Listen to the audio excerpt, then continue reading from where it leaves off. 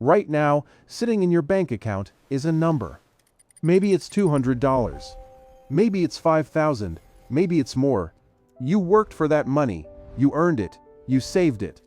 And here's what your bank will never ever tell you. That money is already gone. Not stolen, not lost, but quietly, slowly, systematically it is disappearing. And the most shocking part? Your bank designed it that way. Stay with me for the next 10 minutes because what I'm about to show you completely changed how I think about money. And once you see it, you genuinely cannot unsee it. In this video, we're going to cover 3 things. First, how your bank is quietly earning hundreds, sometimes thousands of dollars using your money, while paying you almost nothing in return. Second, the exact mechanism behind this. It's called fractional reserve banking. And once you understand it, you'll never look at a savings account the same way. And third, what you can actually do about it. Practical steps, real options, no complicated jargon. Let's get into it. Let me tell you about a man named Robert. Robert was a factory worker in Ohio. 1952, he just received his first real paycheck, $400, and his father told him, "Son, take that to the bank. That's the safest place for it." So Robert walked into First National Bank of Cleveland, handed over his $400, and felt proud, responsible, like he was doing everything right.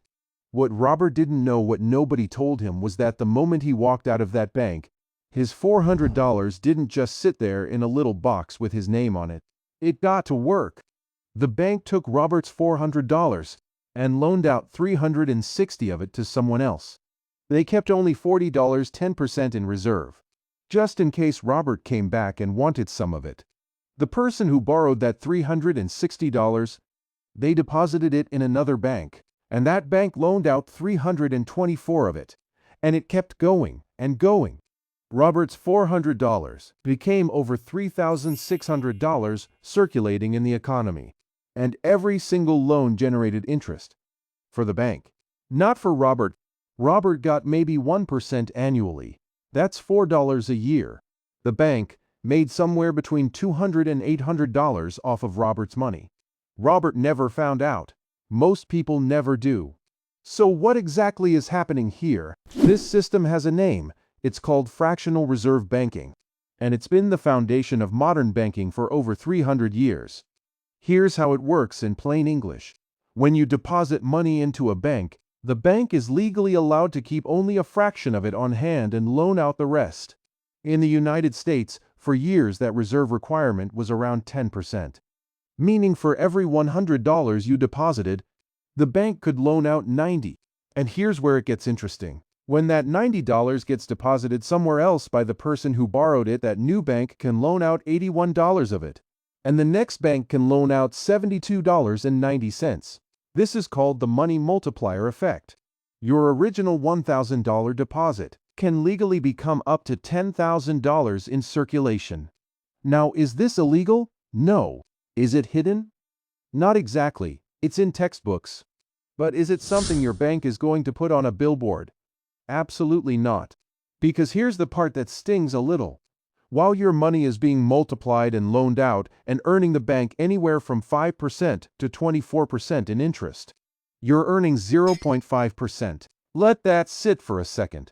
You're earning 0.5%. On a $10,000 savings account, that's $50 a year. Meanwhile, that same $10,000 through lending could be generating your bank anywhere from $500 to $2,400 per year. And the bank will send you a friendly email about it, with a smiley face emoji, thanking you for being a valued customer. Quick pause here. If this is making you think differently about your savings account, you're not alone. Thousands of people have this exact reaction when they first understand this. If you're finding this valuable, hit that like button. It genuinely helps this channel reach more people who need to hear this. And if you want more content like this every week, subscribe. We're just getting started. Okay, back to it, because this next part is where it gets really useful. So now you understand the system. The question is, what do you do with that information? And I want to be clear here. I'm not saying banks are evil. I'm not saying pull all your money out and hide it under your mattress. That would be a terrible idea. What I'm saying is this: If your money is going to be put to work anyway, it might as well work a little harder for you too. Here are 3 practical moves that real people are making right now. Move 1. High-yield savings accounts. Traditional savings accounts at big banks are currently paying around 0.3 to 0.5% interest. High-yield savings accounts, mostly available through online banks, are currently paying between 4 and 5% annually. On $10,000, that's the difference between earning $50 a year and earning $450 a year. Same money, same safety, completely different return. This is the easiest switch most people can make, and almost nobody does it. Move to Treasury Bonds and government securities. When you buy a Treasury bond, you're essentially lending money to the government instead of the bank. The government pays you interest, currently around 4.5 to 5% on short-term bonds, and your money is backed by the full faith of the U.S. government.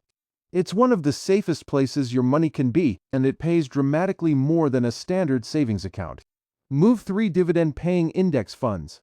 This one is for money you don't need for at least 3 to 5 years. Index funds that track the broader market, like the S&P 500, have historically returned an average of around 7 to 10% annually over long periods. That includes dividends. That includes growth. Is there risk? Yes, short-term. Markets go up and down. But here's the thing: over 20 or 30 years, this is how ordinary people build extraordinary wealth. Quietly. Without fanfare. Without anyone noticing. The person who invested $10,000 in an S&P 500 index fund in 1994 and just left it alone would have over $180,000 today. The person who left it in a savings account has maybe $15,000. Same starting point, completely different outcome. So here's what I want you to take away from this. The banking system isn't broken.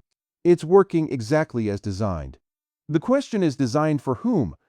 Right now, for most people, the answer is designed for the bank. But it doesn't have to stay that way. You don't need to be wealthy to start making smarter moves. You don't need a finance degree. You don't need a financial advisor charging you 1% of everything you own. You just need to understand how the system works, and then make 1 or 2 small decisions differently. Robert, the factory worker from Ohio, he never got that information.